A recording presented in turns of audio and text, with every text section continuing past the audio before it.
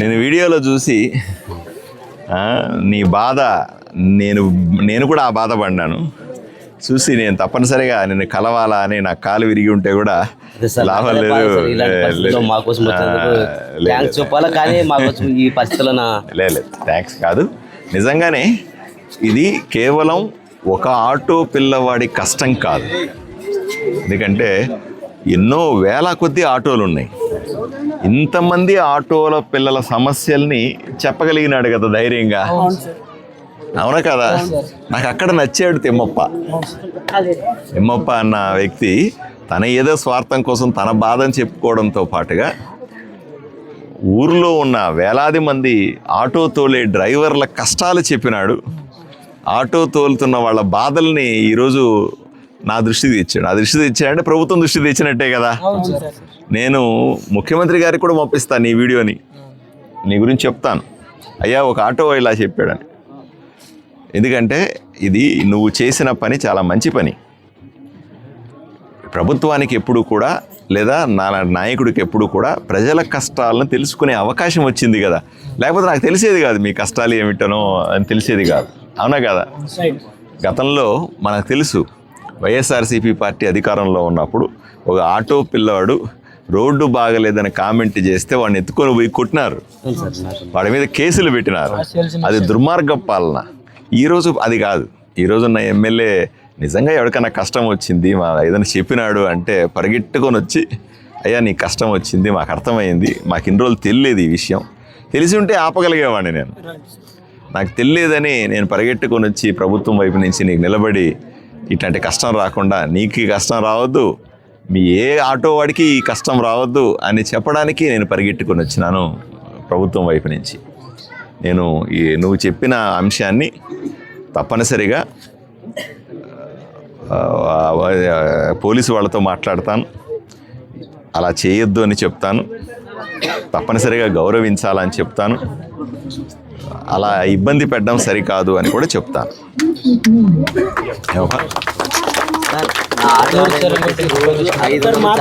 ఏమంటే బండి ఆలోకే లేకున్నా కూడా ఫైన్ వేసినా మేము కట్టుకుంటాం.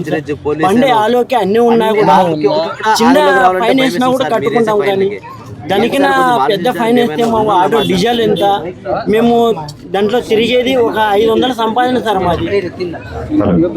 సార్ ఇంకోటి సార్ ఒక్కతో కాకుండా రెండు దోలు కూడా ఆపుతారు సార్. వీటి నుంచి గనగల నుంచి ఆదరణ పోయే దోలకి 2 దోలు ఆపుతారు సార్ పోలీసులు.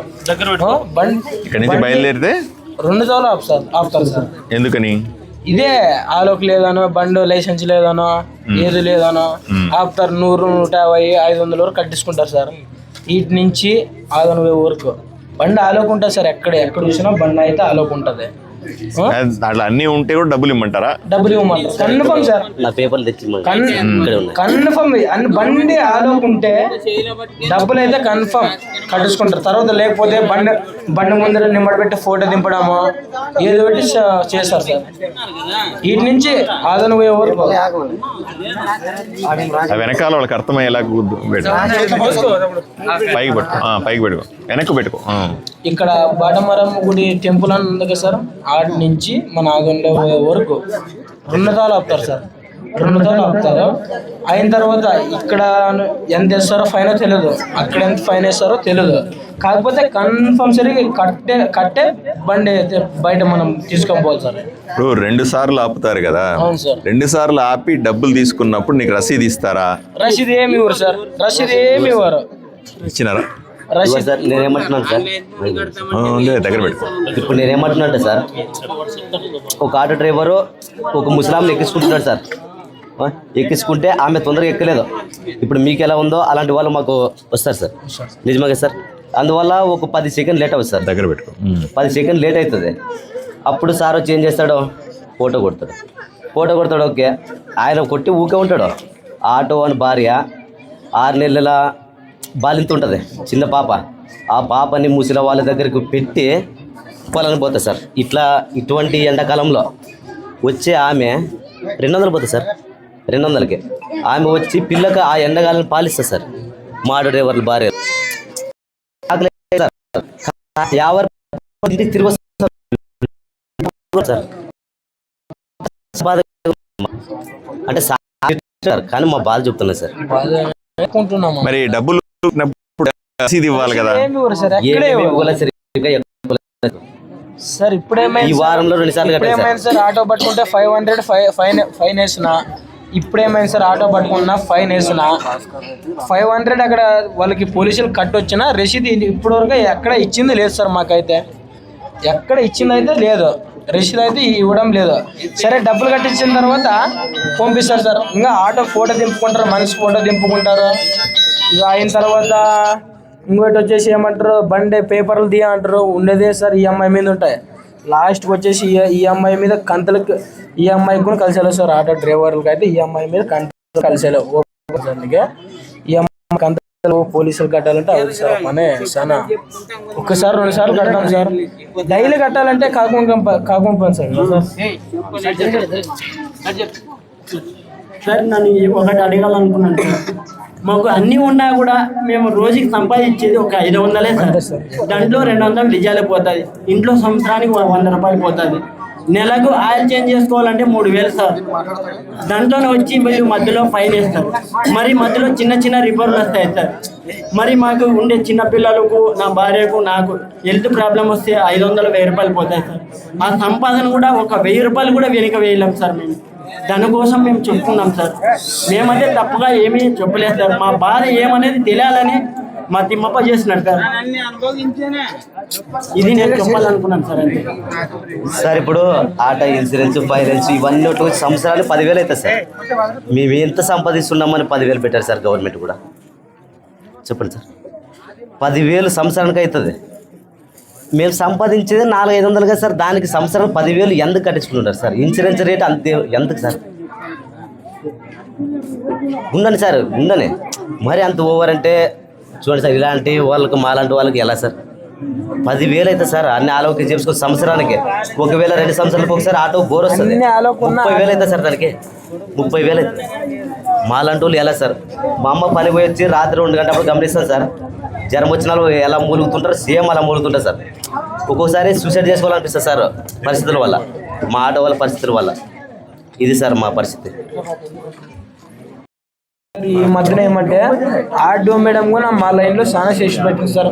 బండి ఆలోకే ఉన్నా బండ్లు ఆపుతారు సార్. ఇదైతే వాస్తవం. ఆర్డో మేడం కూడా ఈ మధ్యన మా లైన్లో బాగా చేసి పెట్టింది సార్. ఇదైతే వాస్తవం. బండి అంతా ఆలోకున్నే, లైసెన్స్ ఉన్నాయి, ఇంకోటి ఇన్సూరెన్స్, పాసింగ్, పొజిషన్ అన్నీ ఆలోకున్నా బండ్లు కన్ఫర్మ్ సరే ఆపుతుంది ఆటో మేడం. ఇది సార్ పరిస్థితి, ఆటో వాళ్ళ పరిస్థితి. ఆదోని నుంచి వచ్చామంటే ఆదోనిలో అన్నం తినుకున్నట్లు ఇంటికి వచ్చామంటే సార్ 300 కింద 400 ఎక్కువ కనరాలేము సార్. సార్ ఇంకా ఆదోని మాది దగ్గర ఆటో వచ్చేసి లీటర్ డీజిలే తాగుతుంది. ఇంకా మించి కింద ఎక్కువ డీజిల్ తాగితే మనం ఆటోతో అయితే పరిస్థితిలో ఏం చేయలేం. ఇది సార్ పరిస్థితి.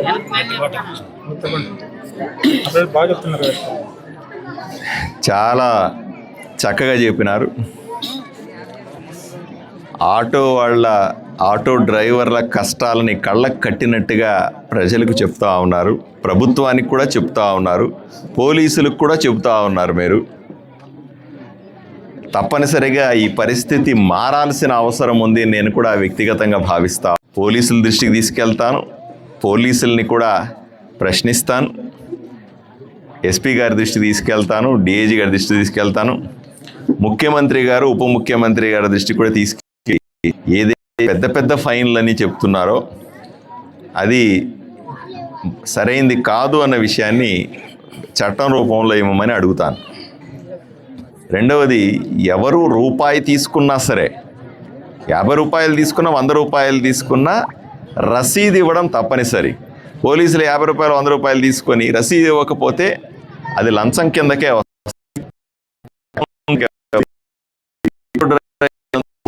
ఉండాలి. ఎవరు కూడా రసీదు లేకుండా 1 రూపాయి లేదు, గట్టిగా అడగాలి కూడా.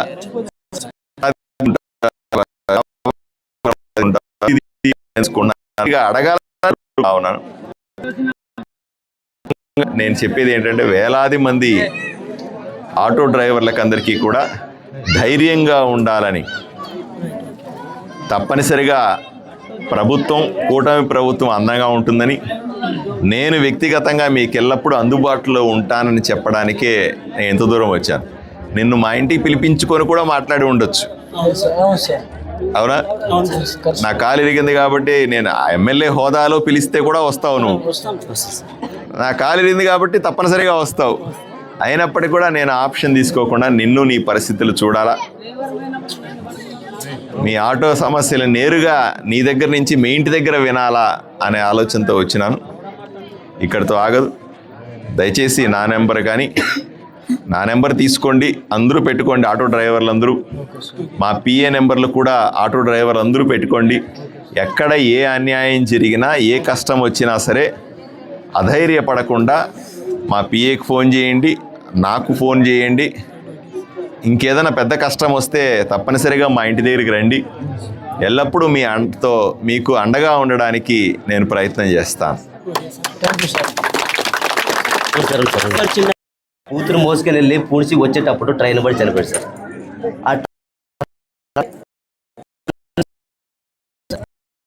కన్ఫర్మ్ అయితే చేస్తారు సార్ ఇదైతే. నేను ఒకసారి కొంచెం నా కాలు బాగా అయిన తర్వాత ఒక 4 వారాల తర్వాత వచ్చి నువ్వు చెప్పినటువంటి రాష్ట్రాలతో పాటు